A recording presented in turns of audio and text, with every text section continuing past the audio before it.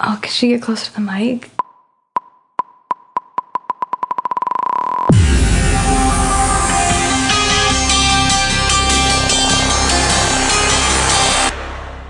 Hey all, welcome back to Tap Tempo with me, Matt Lange.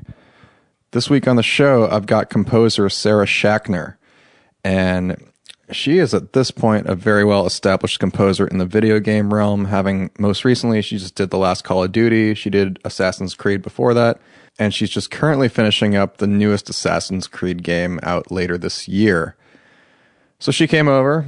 Instead of doing beer, we plucked a few passion fruit from my tree in the back, made some passion fruit margaritas, and sat down and had a pretty awesome talk. She's a very talented composer, as well as really just being a very lovely person in general. I'm a fan. Also this weekend on Friday, I'm heading down to San Diego. I'm doing a show at Spin Nightclub, and that's enough of that. So here's my talk with Sarah. One of my neighbors has a pomegranate tree in their front yard. Every time I walk past it, it's like, it's so hard to not just like reach over and take it. And they're always like rotting and falling on the ground. Like they're not using them all. But it would be so rude to like go on their property and take it. Yeah, but if you don't take it, it's just going to go to waste. Right, but I mean, it would be better to like knock on their door and ask and be nice about it. And they'd probably be like, here, I have 10. So do that. Maybe in the summer. It's just like, I love pomegranates, and they're just hanging on a tree 2 houses down. I can't. They're yours for the taking. All of my passion fruit are about to, like, fall off. I mean, in the past week, I think 200 of them have just fallen from, like, the vine. Oh, my God. Yeah, if I'm sitting out there, like, it's like fucking bombs dropping on me. Do you eat them? Like, I've never eaten one fresh, I don't think. I'm not a pro at passion fruit. But what I've done... You're a pro at passion. Oh, yeah. No, I just slice them open with a knife and just, like what we're drinking, these margaritas, I just sliced them open and it's kind of like this gooey, looks like alien eggs. It's like orangey, kind of. Pink color. It's like yellowy. Oh, weird. It looks kind of neon and translucent. Alien eggs. Yeah, it looks like it's at Alien. It's cool. And I just scoop it out and just threw it in the blender with the rest of the sour mix. Bunt it up. And that's great. Great idea. It was an opportunity. It's much better than beer. Sorry, guys. I'll forget you said that. I like Hefeweizen or ones like that, yeah. You know. Girly beer? Girly beer, yeah. The IPAs are just so heavy and bitter. Although there was one I had, what was it called? Like Delirium something. Oh, yeah. That one was of the like, Belgian ones. It was like 7 beers in one. Yeah. I got so drunk. Yeah, that'll do it. Yeah. Yeah, I mean, I'm a big IPA guy. I figured. Yeah, I know, it's obvious. It's a man's beer. Oh, you call me a man. I did score a show about beer. Really? The Dogfish Head, or Fish Dog Head, what is that called? Yeah, no, Dogfish Head. Yeah, there was like a discovery show. It was like one of the first things I ever did when I was out here. No It's a way. discovery show. I had to do a bunch of like blues rock. Like, imagine me doing that. What network was it on? Discovery. I wonder if I saw it because I used to live, I lived in Maryland for a while when I was working. Is that where it started? They started in Delaware, but they also had a brew pub in Maryland. Yeah, and then it like blew up. In Gaithersburg. Yeah. So I used to drive by it all the time when I was doing the BT funny. job. And I remember after that, I became aware of it, and I saw this documentary where it went on, it was interviews with the owners and just a profile of it. And I can't imagine they had that many of them. Right. So this could have been you. Maybe, yeah. It was like 8 years ago, so. Right. It was like when I first moved out here. Has it been 8 years? 9 years. Oh my God. I moved in 2008. Right. Right after I graduated. School. Yeah. Wow. I actually graduated. I know. You did too, right? I did too. I know. We're in the minority. Crazy. I know. The minority to actually be working and have graduated. You were film scoring? Yeah. Yeah. Okay. That makes sense. Right. Did you ever think you'd do video games? No, not at all. How did that happen? It's just, like, I didn't even think that you could do it. Like, I knew that it was being done. It just didn't ever occur to me. I don't know why. But I was working with Brian Tyler, and those just happened to be the first projects that I helped him out on. Yeah. And it was when he was first starting to do video games. And I just loved it. I really loved it. And I kind of was able to just shine in that area. Like on the films, he's much more like, you do this one scene and you have to do this. So I had a lot more freedom on them. And I really loved it. And then I kind of just pursued that. That's awesome. Yeah. Fuck, I mean, I love it. You're what, 32 now? And you're an A-lister in like this video game. Well, you just did fucking Call of Duty and 2 Assassin's Creed games. But it was like yeah. That's insane. I mean, yeah, I'm happy about it. Like, I think of our graduating class, you are most certainly the most, I think, successful as far as like the kind of work you're doing. Well, maybe like the most commercial, like doing the most commercial stuff. No, I mean, there's people that are doing really good stuff. There's people doing good stuff, but what I like about yours is that it's your work. You're not working for somebody else. Mm-hmm. You're working for the studios, but I mean, it's your name on the music. Yeah, finally. Yeah, well, you got to go through the hoops. Yeah, totally. But that's so awesome to see. And thanks. I went and I looked up your recent stuff on Spotify today just to... Oh, thanks. I had to. Research, you know? Yeah. And so I remember a few years ago when we were talking about this, at the time, you were recording a lot of the violins or all your strings. You were just doing that in your bedroom at the time. Mm-hmm. And that was like, how many years ago? We hung out. That was like 4 years ago. Oh my God. Yeah. Yeah. A lot of things happened in between. Yeah. But yeah, that was like 4 years ago. But I think you were just... I think I was still working with Brian maybe at that time. That had just teetered off. You were competing against yourself to get Assassin's Creed. Right, because of credited work. Right. Or uncredited work. They're like, oh, your music sounds just like the music you wrote, but we don't know that you wrote it. Right. I mean, that's normal. Yeah. But at the time... So I was trying to get Unity. That's right. That's what... Yeah, it was... Right. Yeah. And then... So listening back to the last Call of Duty, are you still doing those strings just yourself, or now do you have a budget for an orchestra?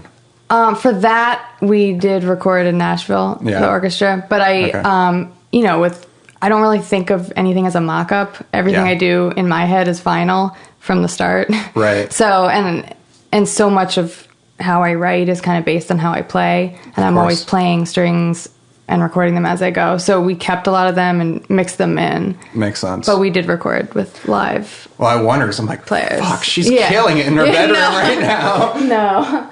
And there was like a 10-piece low brass group. Yeah. They were so cool.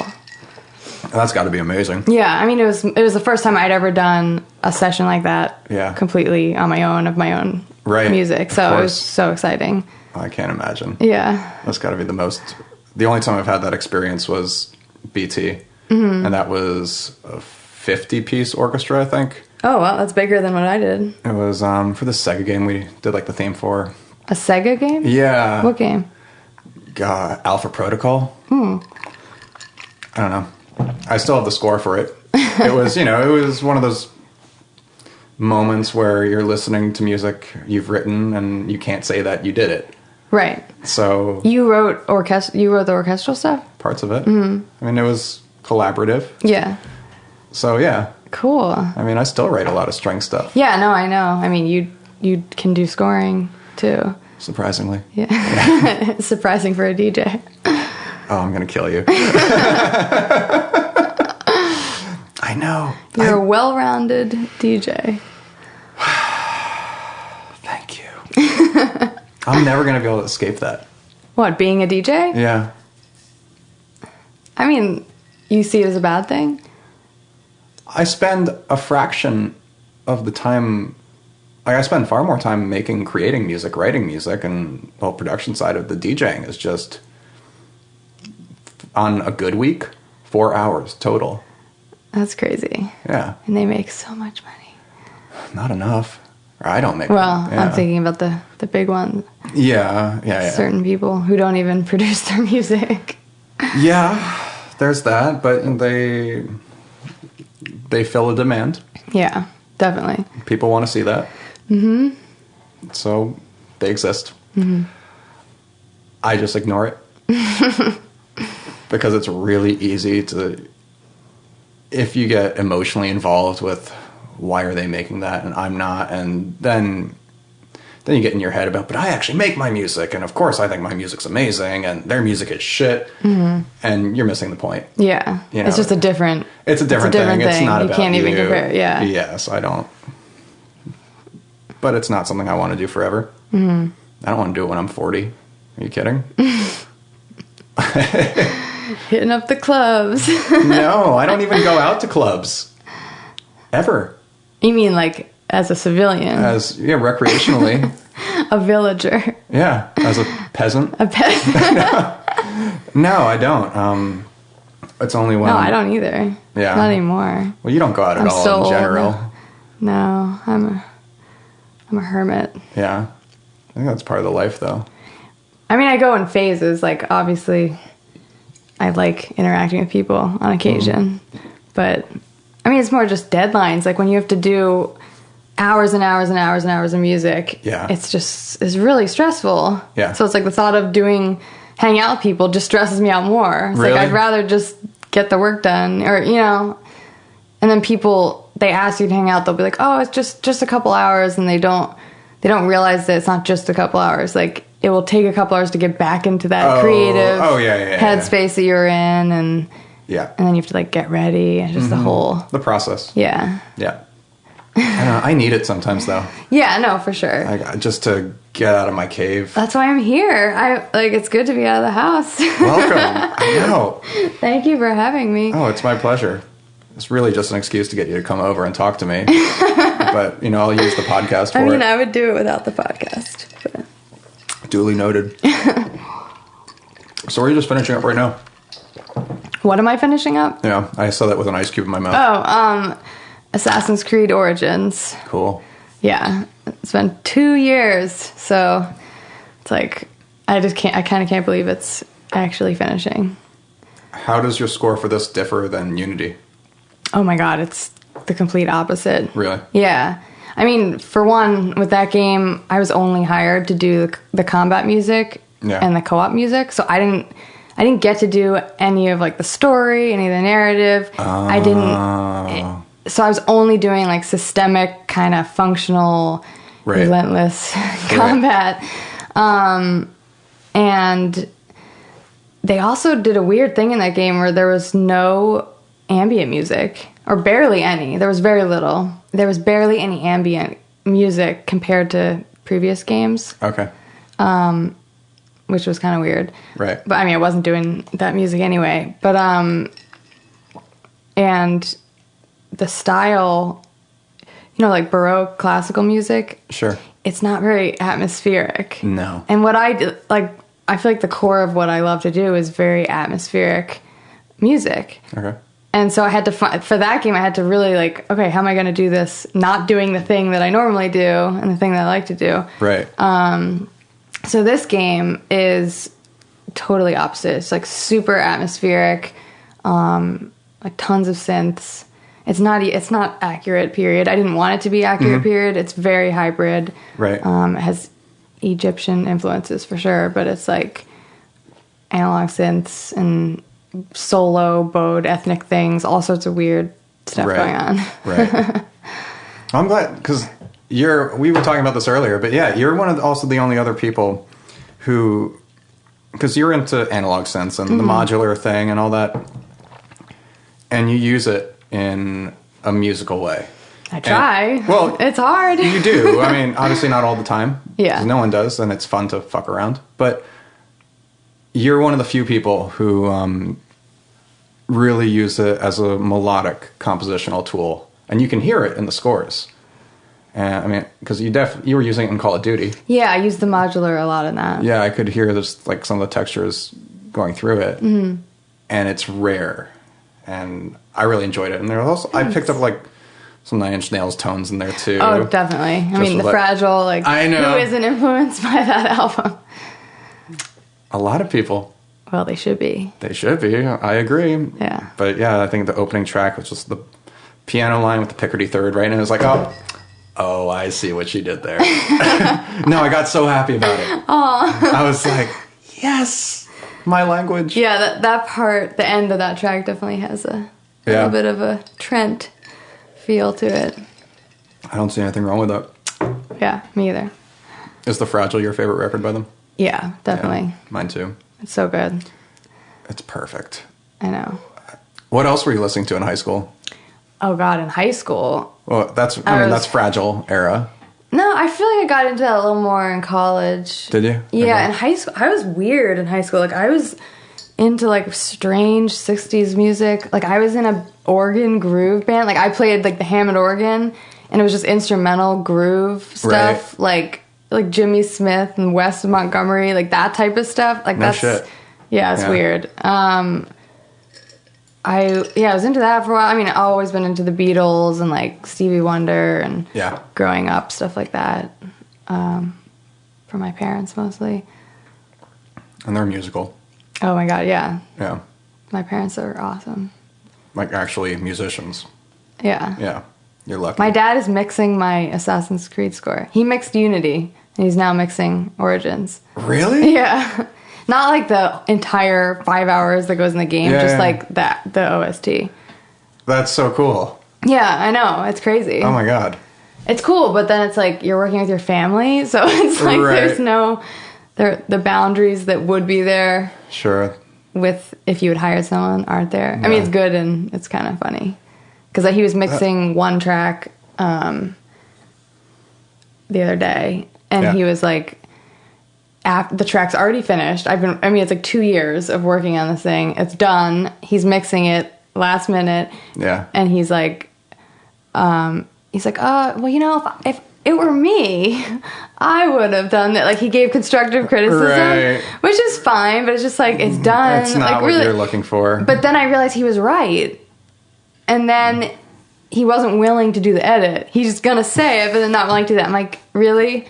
Like, if you're going to say something constructive, you got to be willing to, like, see it through. Yeah, of course. But then it ended up, he did eventually do the edit, but it didn't work with editing, and I had to, like, quickly re-record some strings, but it made it better in the end. It was a family affair. Family affair. That's unbelievable. Yeah.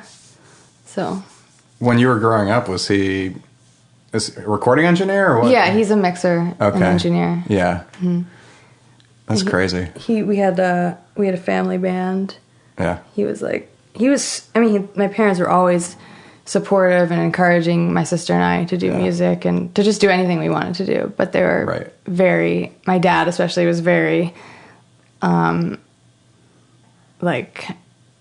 just encouraging about the music. And like, he'd come home from work and be like, "Did you practice?" Really? I'd be like, no, I don't want to. That's Yeah. What was your first?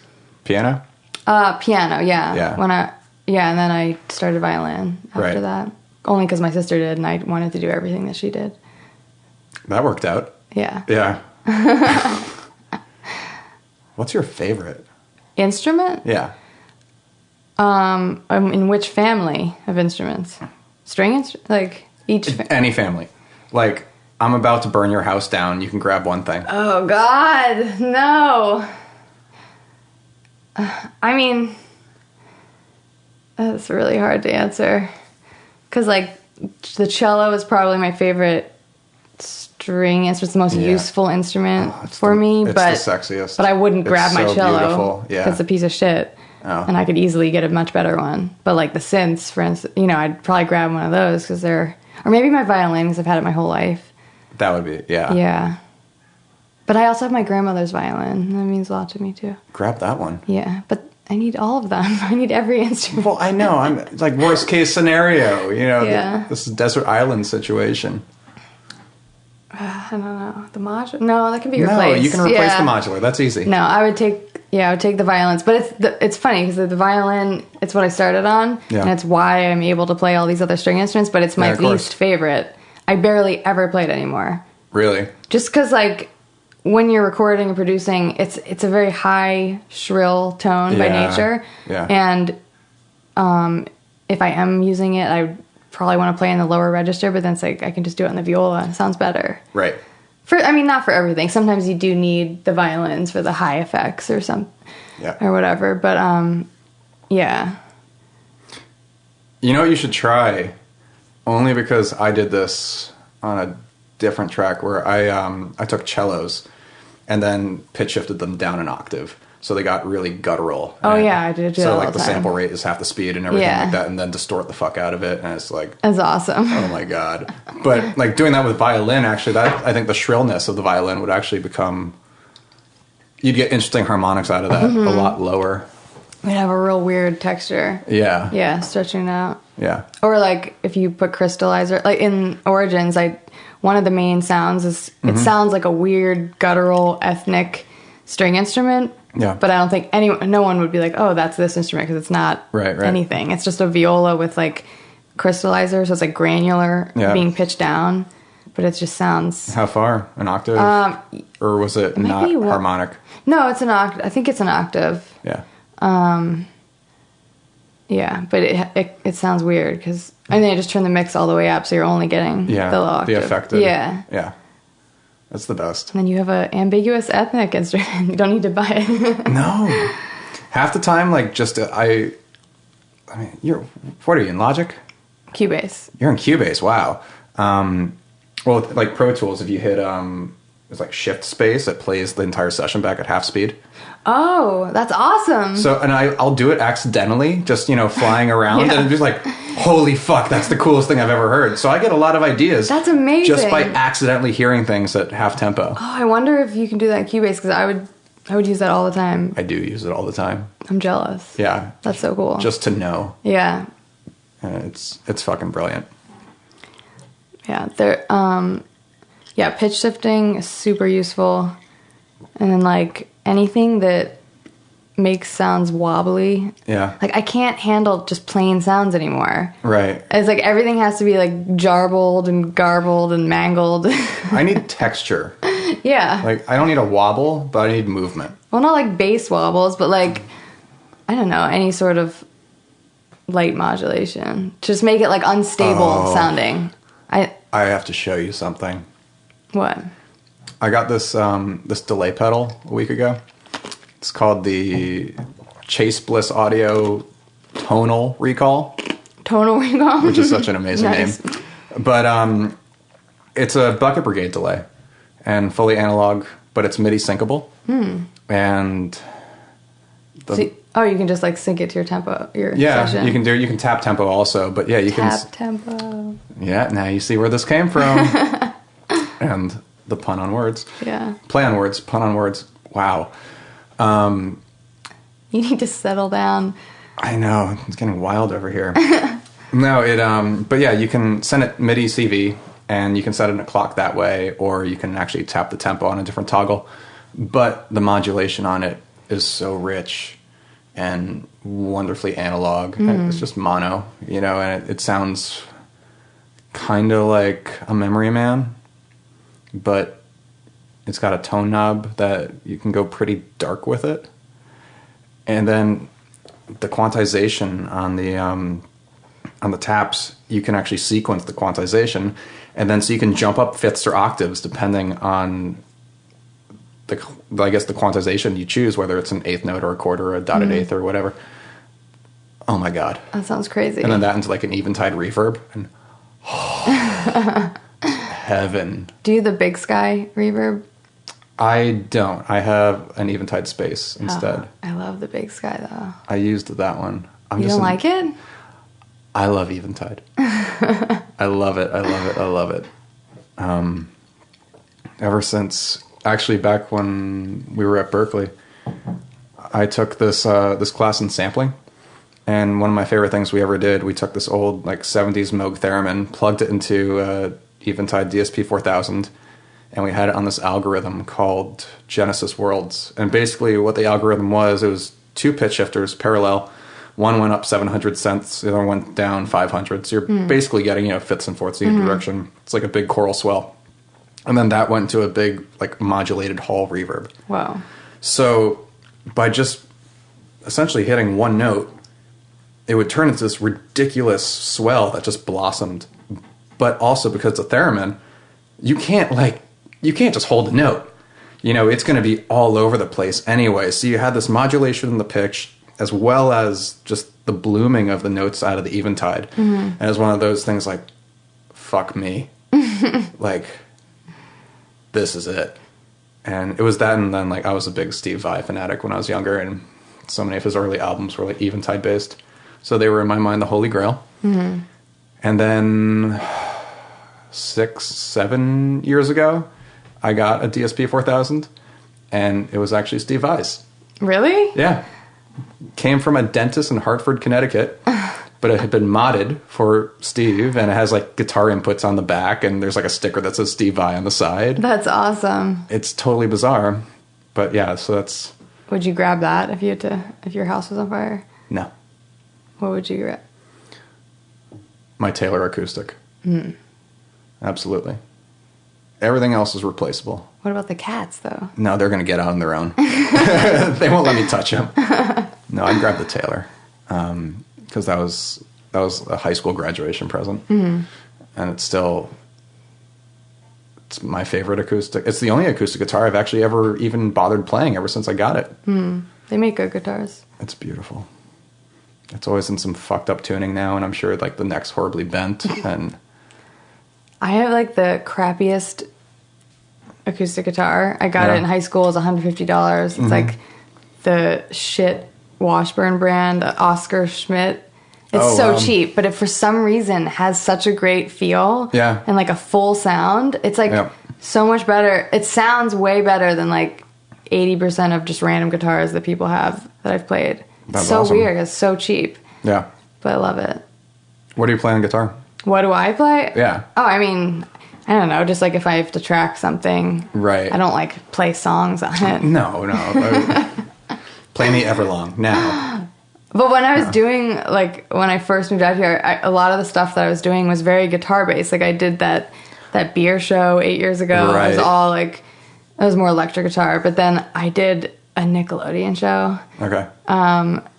This was, like, the very first things that I did. And it was, like, pop, punk, like, slash action orchestral. It was so weird. Okay. But, like, I was playing all this guitar. I didn't know how to play. Like, I had to teach myself how to play guitar. Yeah. Wow. I mean, I knew a little. I taught myself in high school just, like, the chords and stuff. But to have to, like, score something that's guitar-based is a little... What's the weirdest thing you've had to fake for the sake of a project?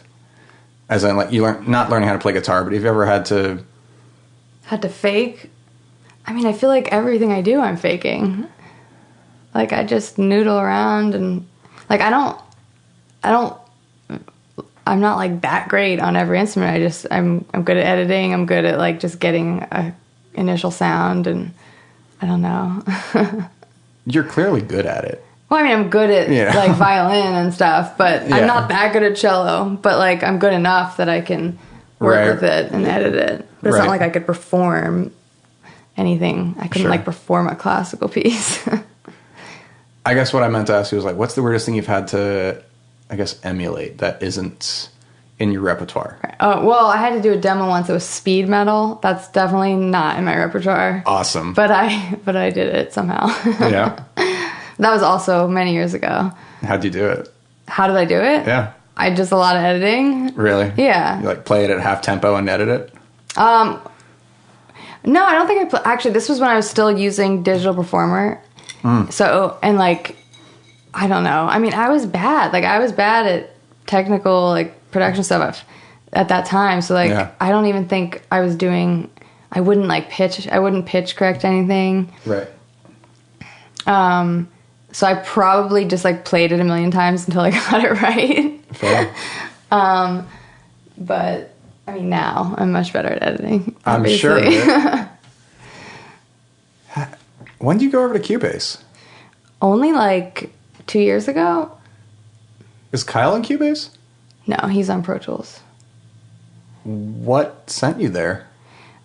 A friend of mine shifted over, and he was someone who I'd been talking a lot with about we were just so frustrated with Digital Performer, and we were having the same problems. Right. And he shifted over first and was like, this is amazing. And then I was like, all right, I'm doing it. And it was like in the middle of 2 projects. So I was like, I have to do it. I don't care. Oh my God. I couldn't continue working in that program. It was becoming unusable. Yeah. Wow.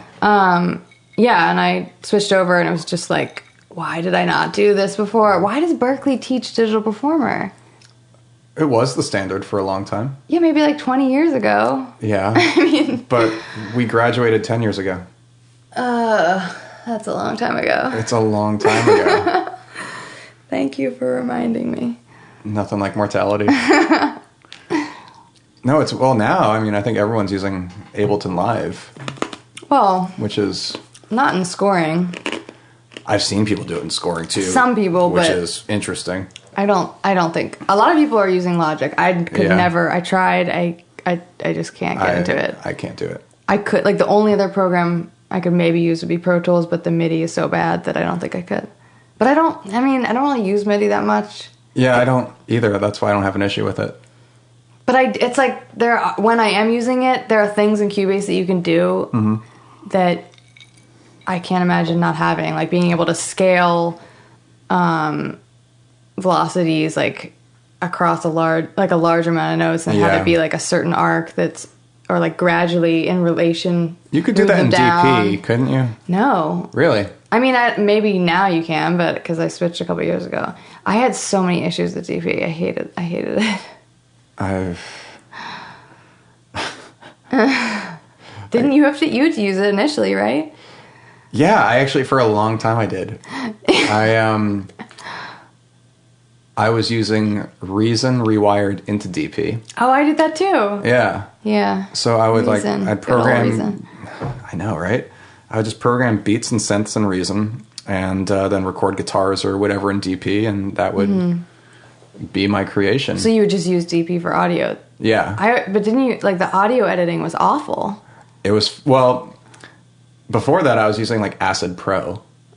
So you're like, oh, okay, this is better. This was a step up. Yeah. You know, I didn't have Pro Tools yet. True. So, I mean, I was 18 at the time, I think. At Berklee? Like, when I first entered and had DP. Oh, yeah, I transferred there, so. Right. I was older. Yeah. Well, 1 year older. No, I got it right away, pretty much. Yeah. And so, consequently, I knew a little bit of Reason. Before that, I had, like, Fruity Loops 1 and Sony, or it wasn't Sony, but it was whoever was making Acid before that. Mm-hmm. And that was kind of my workflow in high school.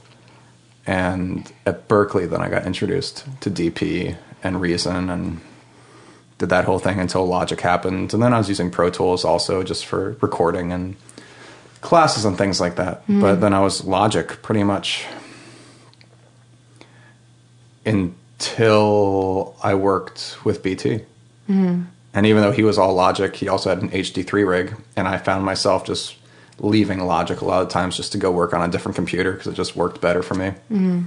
And then on top of it, I remember having a chat with... I was still in Berklee at the time, and I was talking to Charlie Cooper of Telephone. And bizarrely, he was doing some like acid DJ set in Cambridge somewhere. And bizarrely, he was a friend of a friend.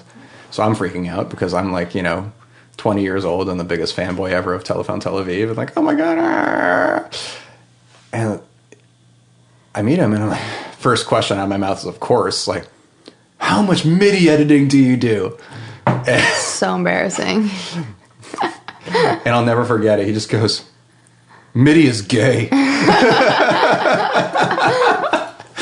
then I learned it was all, just all audio editing on the grid and Pro Tools. Yeah. And that moment changed my entire workflow. It makes it so much... When you remove yourself from MIDI and you just start working with audio, it's life-changing. Oh, I can't go back. I can't either. I mean, it's not like I do have to use MIDI here and there, but like sure. My sessions nowadays are like probably at least at the minimum 70-30 audio MIDI. Yeah. Or like 80-20. You end up printing everything down though, right? I mean, in the end, everything has to be stemmed. Right. But I mean, I'm just like, I can't get inspired by like this patch and this library made for composers. Oh my God. It's like, shoot me. Like, it's I can't. so boring. It's so boring. There's no personality. No. How do you inject your personality into a patch that someone else made for someone for like a specific job? I don't know. It's just and they're made for you not to do anything. Yeah. They're so complex already. Yeah. That you hold one note and it's jittering all over the place. I know, like an Omnisphere. I mean, I do use Omnisphere for certain things, but like every patch takes up every frequency range. Yeah. It's like you have to do like an extreme bandpass just to use any of the patches. It makes no sense. Yeah. It's just not like the fun part is making the sound and then being excited by something you just made. And then like being inspired by that sound you just found. And I also find like it's kind of ironic because they make these libraries for people to almost do less work. Yeah. But I find I end up having to do less work when I make the sounds because you can do so much less when you come up with a sound that is interesting enough to like carry a lot of the track or, you know, whatever it may be. Oh, I'm right there with you. Because otherwise it's like you have to add on layer after layer to make it interesting or unique. Right, and then you have to carve it out just to make it fit. Yeah. When you could have just made it, I guess, created it to fit in the first place. Yeah. And I mean, but it takes time to like. I mean, I'm still learning. I'm constantly learning and of course. That's how to sound. like make the sound that you want to make. But oh my God, when I first got the modular, I thought I had like a pretty basic to solid understanding of like how sound works and signal flow. But then when you get it and you start trying to make stuff, I'm like, oh shit, like. I need to go back to first grade. Like, that's funny. Yeah, it's interesting. Yeah. But it's like, it's really cool to go that fundamental to like the very beginning and be like, this is creating the spark that's making the sound. And then you have to put it, it's like, to put it into a VCA. It's like, why? Why do you have to, you know? These are the physics behind electricity. Yeah. It's like, I never had any education in that. Right. I wish I had learned that stuff earlier. Like, I wish I had done that at Berklee. Is that what you did? Yeah, I did synth, I wish I had done that. I'm glad I did. Or not instead of film score, I wish I had done it in addition. Yeah. I just, at that time, I wasn't as... You didn't know. I didn't know. I didn't know what it was until I'd already been there. Because I wanted to do MP&E. And... You can just do that on YouTube. I mean, you can do anything on YouTube these days. But when I was there in my first semester, I learned MP&E, you don't get to write your own music. Oh, really? It's always just mixing You're just recording else. other people. So there's no composition behind Makes sense, I mean. It does. Yeah. You know, you're being groomed to be a recording engineer. And that wasn't going to work for me. So ultimately I discovered that music synthesis at the time, which no longer exists. Oh, it doesn't? No. But don't they have game scoring now? That was not there when we were there. They do? Yeah, I think, That's news to me. Yeah, I think they do. That doesn't surprise me. Yeah. I discovered synth at the time was like everything I was already doing, which was, you know, using digital tools and DAWs and synths or guitars, whatever, but just digital audio production. And you were writing at the same time, and also it embarked a little bit into like music into picture and film, and so it was just a big music technology major that you actually got to compose in. Yeah, I should have done that. Yeah. I think I probably would have liked that better. Maybe. Did you not like film scoring? No, I mean, I liked it, but I don't know. I was like, when I went into Berklee, I was like hesitant about doing the film. I was not totally sure what I wanted to do. Yeah. I knew I wanted to compose for whatever. I don't know. Like, I was even considering doing jazz composition, which I have no idea why I would ever would have done that. Like, what? That's insane. I'm glad I did not do that. Yeah. I think I was a little, like, scared. I didn't have any technical, like, I had no recording experience going in. Like, did you do recording in high school? Because I didn't at all. I didn't have classes. I was just self-taught. Yeah, like, I did not even have any program, or like I was only a musician. I wrote music, but just like to play on the piano to play, with bands or whatever. And I had previously wanted to pursue the band thing. I did that for 1 year, and then was like, what am I doing? Right. So yeah, that's when I went to Berklee. So it wasn't like totally. I think all the technical, the conducting and the scoring the picture and the recording, I think it was just a lot to like at once. Right. But then now looking back, it's like I should have just, I don't know. Yeah. I mean, it doesn't make a difference. It doesn't. It worked out. It worked out. Yeah. You know, and you're still doing probably more sophisticated editing than a lot of people who went there. At this point, probably. At this point, yeah. I mean, and now it's like I love it. I had never done it at the time, so it seemed very scary. It was just daunting. Yeah, it was daunting. That's a good word, yeah. Yeah. When you first got out here, then what transitioned you over into being more technical? Just necessity? Yeah, it was totally just necessity. Yeah. And it's frustrating because it's like you know in your head like what you want to execute. Right. But if you don't have the skills or the knowledge, it's like, why? Like, how is this person able to make this sound like this? And I can't. Like, I don't know what plugins to put on it. You know, it just takes time. Mm-hmm. And I feel like over the past couple of years, I've definitely gotten like way more into it and way better at it. But I still feel like I'm terrible most of the time.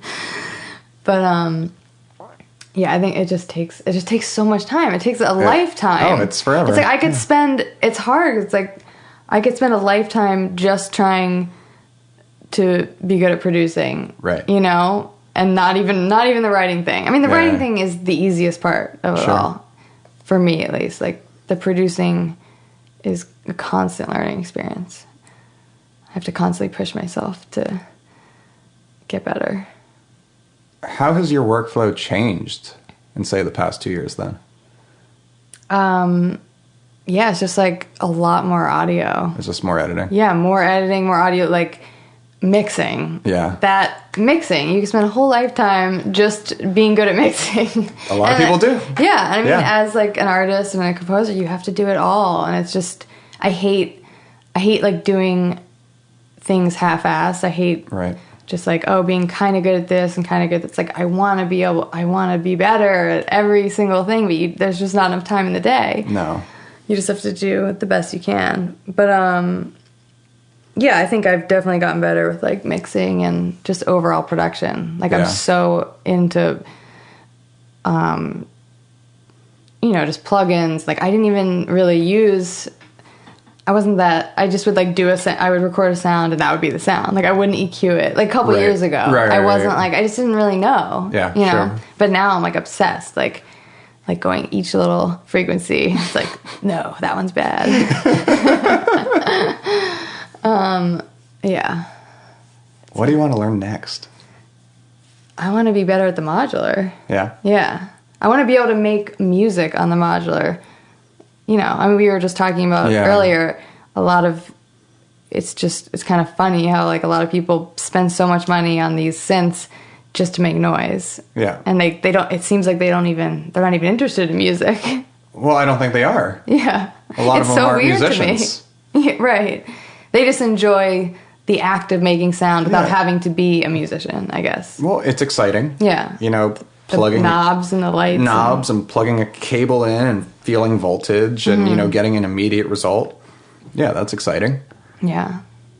Celebrating, I know this is really pretentious, celebrating unrefined excitement is really, it wears on me. I realize how pretentious that sounds, but... No, but I mean, you spend your entire life, like, honing your skills. Of course. So it's only natural that you would feel that way. I think so. Yeah. I mean, yeah, I don't want to go sit and listen to someone just make noise for the sake of making noise. It's like, that is not interesting to me. No. Like, anyone can do that. And anyone does do that. Yeah. That's the reality. And they spend a lot of money to do it. People make a lot of money.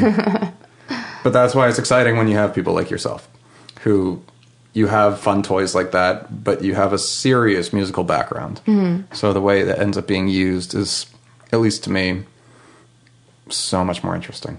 Yeah, and it's just so fun to have a bunch of tools at your disposal that get you out of your head. Like, that's it. Yeah, entirely. It's like my whole life I've been playing the piano, I've been playing the violin. It's these same patterns and same way of thinking. Mm-hmm. And like the modular is so foreign. I mean, it's like an alien technology. Yeah. It makes musical sounds, but like not in the least musical way possible. Mm-hmm. And it's I mean, I know you've said this before, like the happy accidents. Yeah, totally.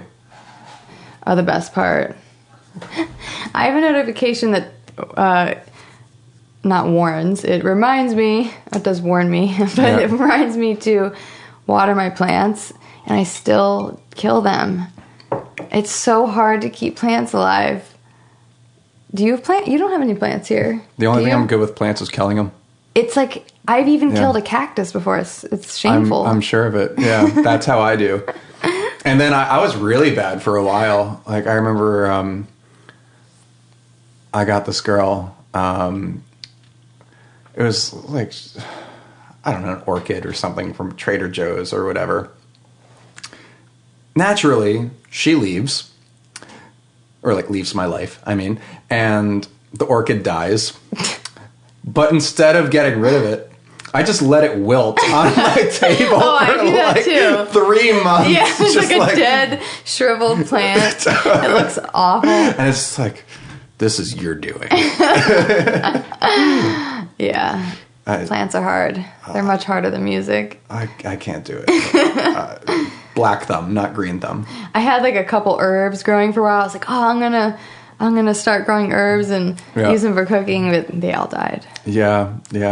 I got like a couple meals out of them, but they died. See, cats I can remember because they tell me. Yeah. Like, they will bother me at any given moment because they're hungry or... They have many demands and opinions. Oh, they're very opinionated. He wakes me up every morning at 8:30 because if I don't get up when it's his breakfast time, he'll pee on the bed. Can I touch him? You can touch him. Oh, he's so cute. He'll pee on the bed? Yeah. Yeah, but at least you don't have to walk him. I'd rather walk him than clean up cat piss. Actually, cat pee smells so bad. It never goes away. It never goes away. It's awful. And even you get like the enzyme sprays and all that stuff to kind of, nuke it. It's bad. They know it. They come back. My last apartment, the guy that lived below me, he had cats. He had a cat that was exiled to the balcony because it. Oh, that's cruel. It was cruel, but he was very sick, and I don't blame him for the situation, but it was sad. Yeah. The cat was exiled, and it would just pee on the balcony, and then the fumes would just waft up into my studio, so I could never like have my window open. Mm-hmm. That kind of sucked. But the guy would let me. It was brutal, but he would let me record at any hour of the day, all night long. I could play violin at 3 a.m, and he was cool with it. So I feel like it was a kind of a fair trade. Yeah, that makes it. I kind of had that situation for a while in my old apartment because my neighbors were all dancers because it was North Hollywood. Oh, cool. Well, yes and no. What kind of dancers? Modern hip-hop. Oh, ballet? Oh, hip-hop. No, like modern dance, not traditional. Ballet, they'd be like, noise is to end at 8 p.m. No, like straight up, when that Beyonce, what's the song? Surfboard, Drunken Love. Watermelon. No. Not Lemonade. No, it was the Drunken Love song. And when that came out, I didn't know it, but my neighbor below me, he must have been using it for his routine or whatever. Oh. So all I heard were the 808 kicks. It was doom, doom, doom, God. doom, doom. That's the worst. And it was so loud, it was shaking my entire downstairs. Like the kitchen, it's like actually like glass is shaking in the fucking cupboard. And I never knew what that fucking song was until I actually might have been out with you. I'm trying to, like, timing-wise, that makes sense. And hearing that song in public and being like, I've been hearing this fucking thing for 2 weeks. What is this? They would play that song on the radio all the time. Yeah, I didn't know. Yeah. I mean, who listens to radio? Right. It's only because, like, I was out at a restaurant or something, and then I heard it, and it all made sense. Didn't we play miniature golf or something? Yeah, we did miniature golf. That was fun. That was fun. That was super fun. Then we went to the local peasant. Yeah. That's really the only good bar in Sherman Oaks. Yeah. Yeah. I went there a few months ago. It's where everyone goes on their Tinder dates. We didn't meet on Tinder. No. Oh. We met through... Everybody meets through Casey Sable. Fucking Casey Sable. I mean, he's like the matchmaker of the world. Oh my God. Hi, Casey. The spider webs out of that are so bizarre. Yeah, I know, it's crazy. Like I was just in one of my good friend's weddings, and like I only know her because of him. Oh my God. Like I met her at a club out with him. Right. Yeah, and then like Kyle, my boyfriend, through him. Right. It's so weird. And she is married. The guy she married is through him. Which is so, because I mean, he was a dating coach for a long time. Yeah, he was that was a weird. That was period. A moment. Yeah, he has periods. Yeah, you know, he's a very interesting guy. Yeah, is he still doing country? Yeah, he's moving to Nashville. No shit. He's full on country now. Wow. Yeah. I think he'll have fun there. I think he will too. For being so into country. Like, if that's what he wants to do, that's the place to be. Yeah, but definitely not here. Yeah. I can't even imagine trying to do country music here. There's no scene for it. Literally none. No. It's like, I mean, I can't even imagine trying to be a band nowadays. Well, I know guys in bands, and you know, some of them, I mean, you do too, obviously. If it's like a produced band that's like, has transient members, maybe, but like, what? That's like the ideal world in my mind. To do that? Well, like, I'm the band, and then I just hire... And you just hire people to make the live show. Yeah. Why haven't you done that? Because I need a budget. And I need... That's why you have the Cats on Synths Instagram that you just started today. That's true. That's gonna blossom into a business. I need to finish the next album. Because, like, the more the rock side of me, I need that album to come out. And then I can have the panic attack about singing live. Oh my God, singing. Singing is traumatizing. I love it, but I'm so scared of it. I'm fine doing it by myself, but doing it, the thought of doing it in a performance setting is like horrifying. Like, it's like worse than like showing up at work naked or something. Like, it's like worse. Well, it's easy. I work by myself. Right. So. But I mean, like that, like people have nightmares about that. It's like just as bad as that. There's something, it's so exposed. Well, see, it's not the vulnerability of it that scares me.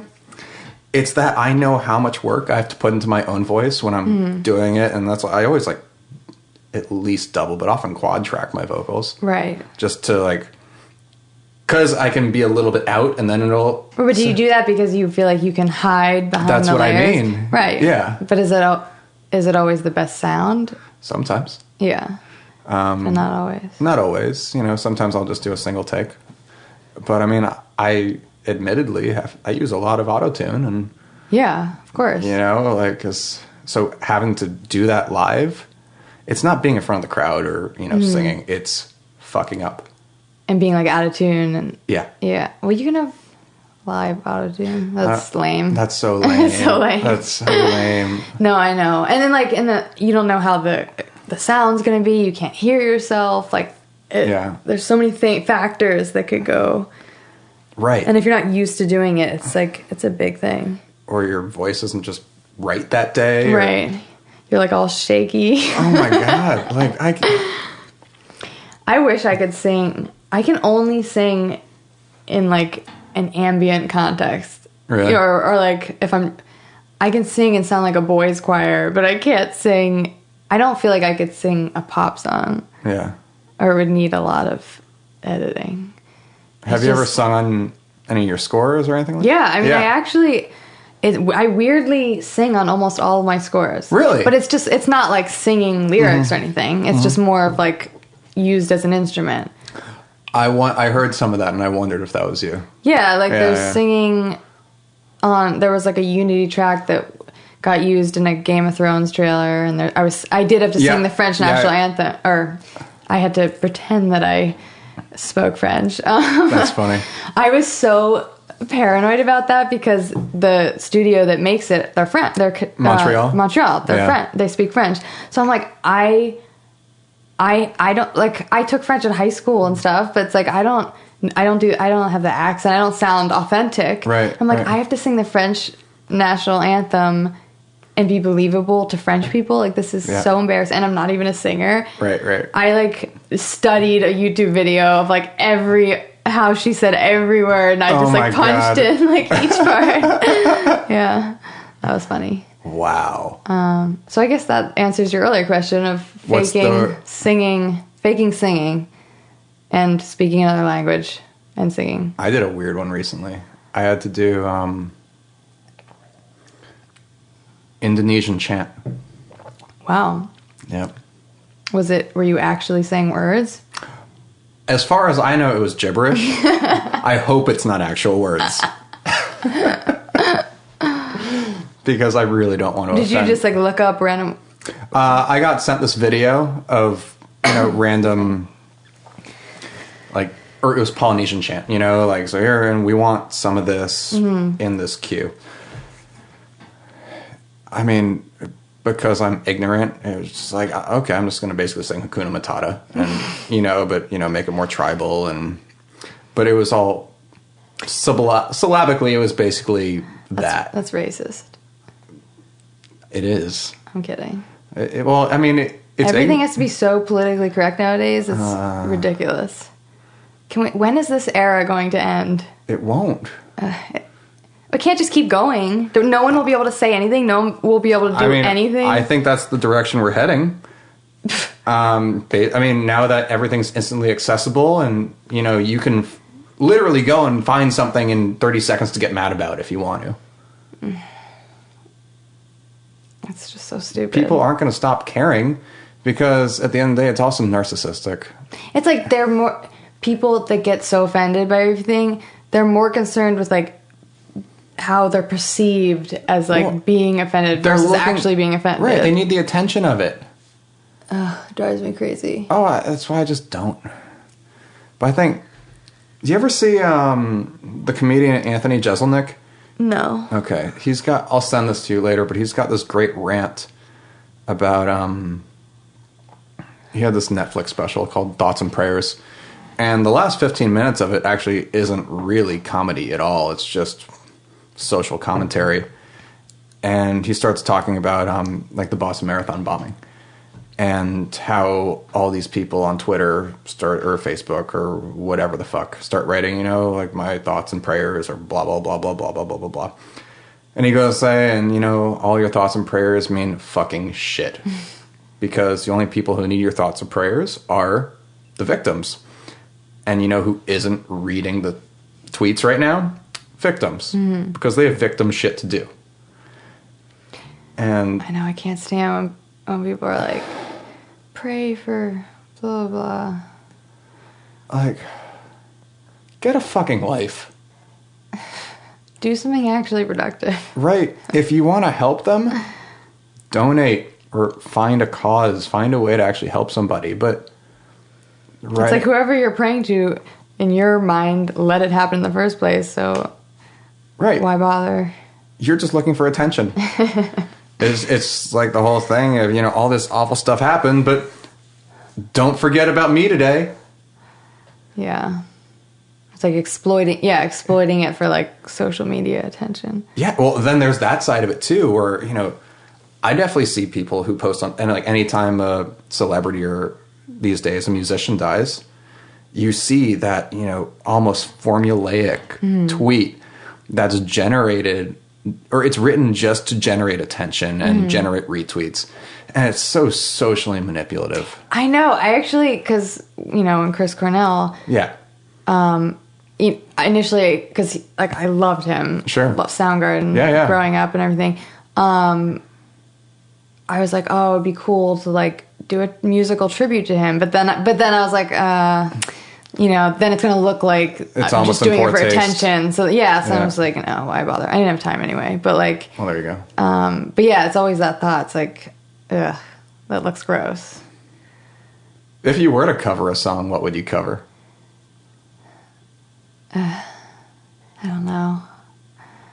I'd have to think about what instruments I would use and then how I would portray it. Right. You got to orchestrate it.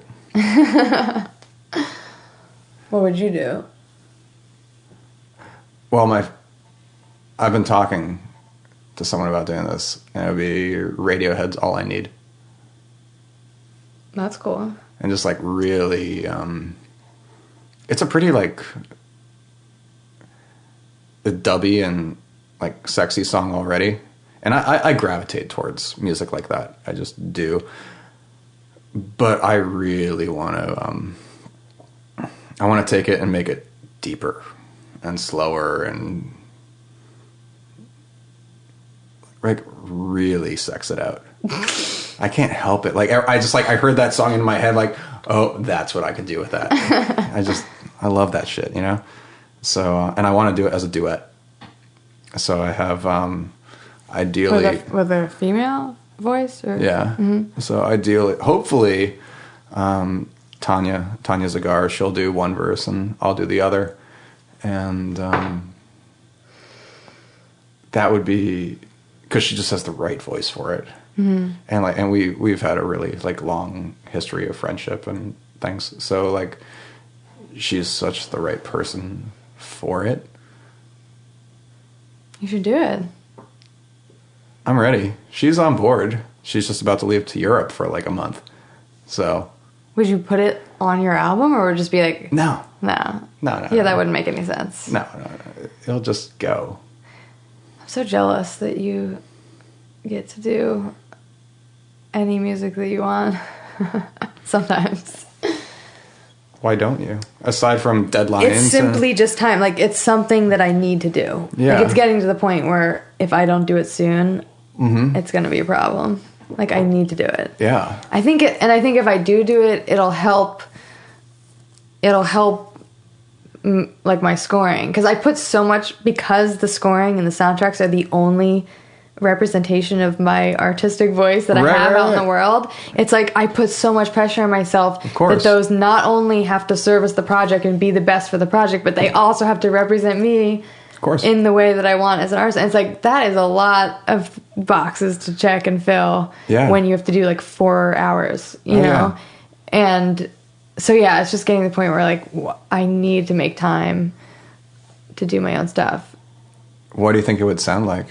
Well, actually, I feel I just did a track that is along the lines of what it would sound like. It's for, I'm really excited about it because it's for the Cassini, the Cassini spacecraft.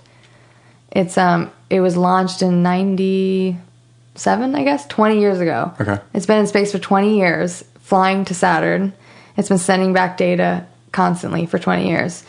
And it's finally reached Saturn, and on September 15th, it'll reach the atmosphere and die. It'll explode. And it's, it's amazing. It's amazing that it's made it, and everything has gone right, and we have all this incredible information from it, but it's sad because it's I keep referring to it as a she, she's alive, but she's not, but I feel like she is. So a guy from JPL reached out to me and asked if I wanted to be involved in commemorating the spacecraft.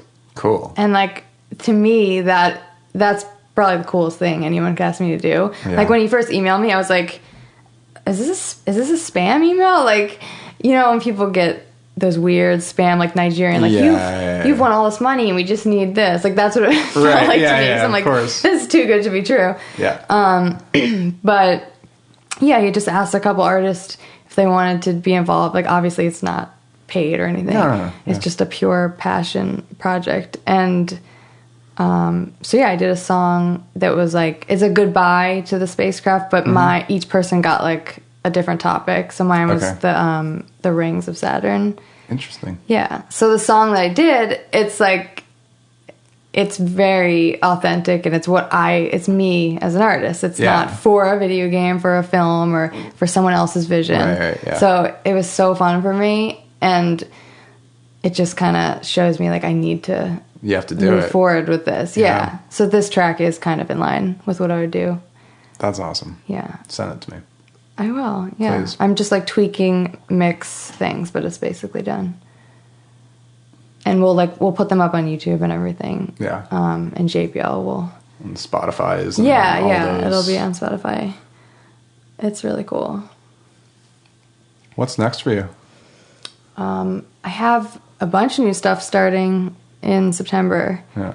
But I'm really excited about them, but they're not announced. It's all NDA and annoying for so long. I can't talk about it. Yeah. I hate being one of those people that's like, I have something cool and I can't talk about it. That's what your life is. Yeah. When do you think you'll be able to find time for your own work? Well, I've been thinking about just changing my lifestyle a little bit. Yeah. And like, you're probably similar where your natural default state is to work 7 days a week. It's just like, why wouldn't you be working unless something is planned and there's a special event? Yeah. But it's like, you just work. You just do it, yeah. Yeah, and so, and I'm always working on the games, and there's never any time. And then if you do have like a night that you're not inspired and you want to slack off, you're not going to be like, I'm going to do more music that's different. It's just really hard. Yeah. So I think I'm just going to start taking like a mandatory day off a week, unless like just getting used to that. So because I always feel so guilty if I'm not working, and I need to like, it's good to not work sometimes, you need to refresh. So I think I'm going to start doing that, and then maybe devote one of the weekend days to working on music just for fun. Just for you? Yeah, just for me. Because there's never going to be a time where it's going to be like, you have 3 months right now where you're not employed and you can do your own thing. And if that was the case, I'd be like stressed out that I wasn't employed. So, so I think I'll just start like devoting a little bit of time each week, and then hopefully just take time for yourself. Yeah. It's good. Take more time. It's healthy. I know. You've made some big changes. Yeah. Lately, kind of. Yeah. I mean, I'm busier, unfortunately, than I've ever been. I know, me too. It's so hard. But it's good. Yeah. And I mean, because I'm my own boss pretty much all the time, I can just go away for 3 hours in the middle of the day whenever I want. I just have to make it up later because I have things to do, but I can just go. But like, you're in agreements to do certain albums, like, is it by certain times, or is it just like... No. It's just whatever you want? Well, basically, yeah. Because how do you get anything done? I force myself to. Like, I only get things done because I have, like, life and death deadlines over my head. So if there's no deadlines, I'm like, I want to go outside. Well, that's the problem. That's what, I'll come to face with sometimes. But, no, I have to create that for myself. Because certainly, like, the next album... But it's fake in your head. Like, that wouldn't work for me. No, it's not fake that I need to get it done. Right, but, like... It's like, do I have to have it done next Monday? No. So, could I go fuck off and, like, go skateboarding for a day? Yeah. Yeah, I could. But then I feel bad about myself for doing that. Right. So, just for myself, I have to. But no, I mean, like, the next album, I'm putting that out on my own label just because I want to. So that you can have complete control? Basically. If I was able to work out, like, a distribution deal with the right kind of label, then I would go for that just for, added exposure. But, like, I can't put this out through, like, Mousetrap or anything like that. I mean, this sounds like A Perfect Circle meets Nine Inch Nails. Like, so then it's like, right, I'm also writing music for people who want to hear music from 15 years ago. Like, yeah, I'm fucked. Oh my God. Are you Josh Fries? Yeah. Perfect Circle. I had kind of a funny run-in with him where when I first moved out here, I was working for a guy that was friends with him. Yeah. And he was going to bring him on to play drums on like some of our stupid trailer tracks. I don't even know what we were writing for, but it was something that he would normally I don't even know why he agreed to do it. Yeah. They came in and like I wrote a song for him to record on. And it's like, looking back on it, it's so embarrassing. Like, I'm telling Josh Fries to like, oh, like, I give him a chart. Like, what on earth? I gave him a drum chart. It didn't have, like, things to play, but it had, like, bars. I'm just like, this is so embarrassing. He was so cool, though. That's awesome. Yeah. Never give a drummer a chart. He said something to you, though, once. It was like, all feel, no timing, or no, it was... I don't remember that. All groove, no feel. It came from you. What? All groove, no feel? Something like that. Because like his drumming is so tight, you know.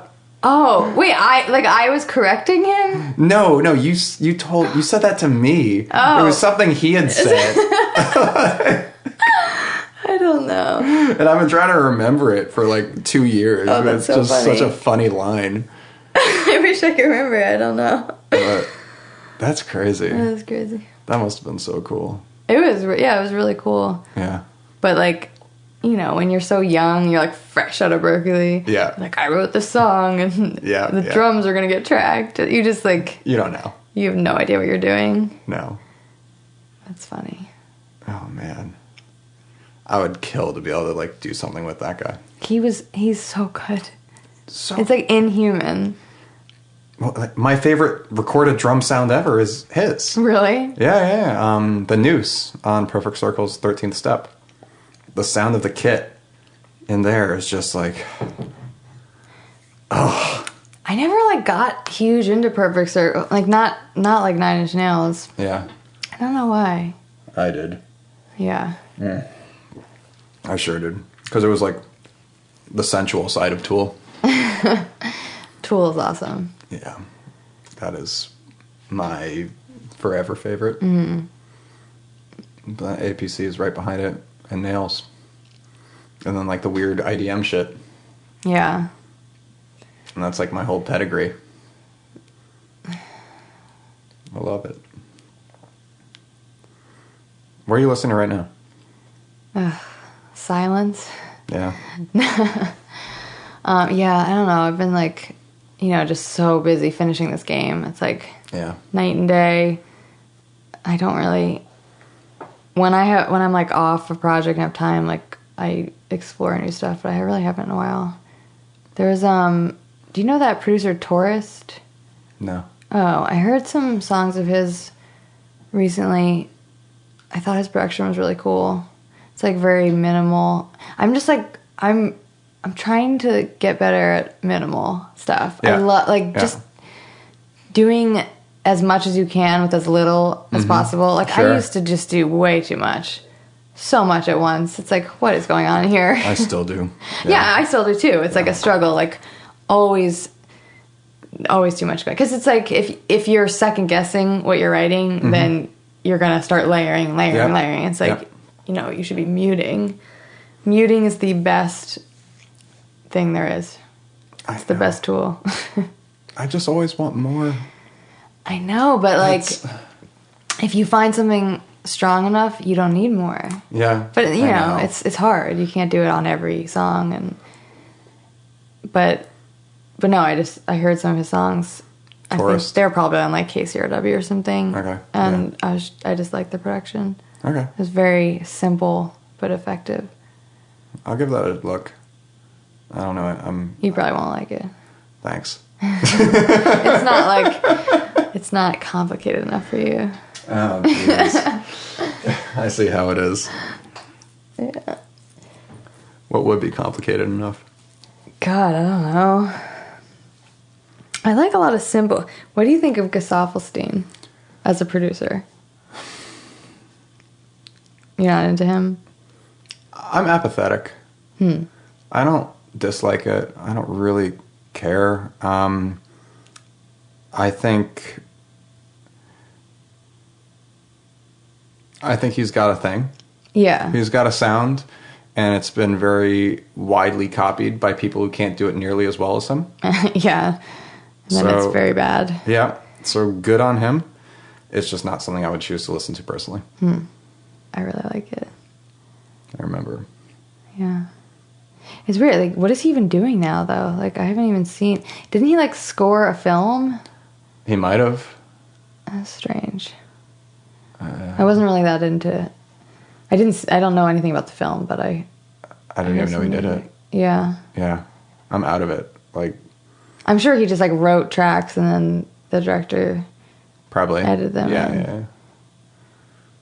Don't you want to score films? Yeah. Why? I don't know. It's just... Yeah, that's your... Of course. Why of course, though? Because I love it.